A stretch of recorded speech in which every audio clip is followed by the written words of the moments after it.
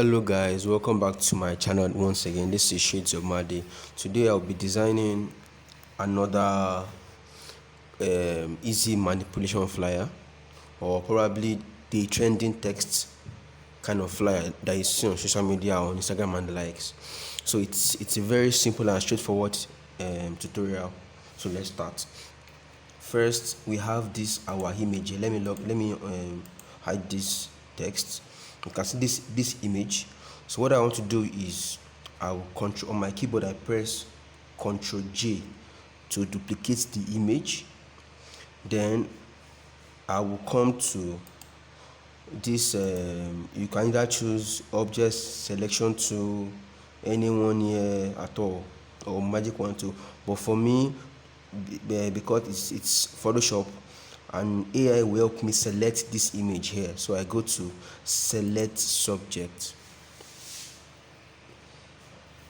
So what I do is it's selecting, so it has selected my image. I'll click on this icon here, add layer mask for this icon. So what I can do now is to switch on my layers. Then I drag this this second image here, I drag it up so it will be above this text. Let me switch it off.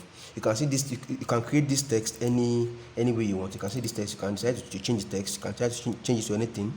I use Montserrat black italic for the text, size 55. So I drag this up. Then I duplicated this text. You can see this text here was, you can see here that is copy. Then I brought this text up above the image. Then I reduce the fill. You can see if I put the fill to 100%, you can see it's the same thing, but I will now remove the fill totally and add stroke. It's loading. I will add stroke by double clicking the FX. I'll add stroke to it.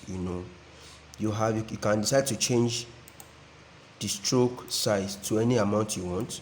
You can see any amount if you want, but I've chosen to do mine to 2 or 3. I think this is fine.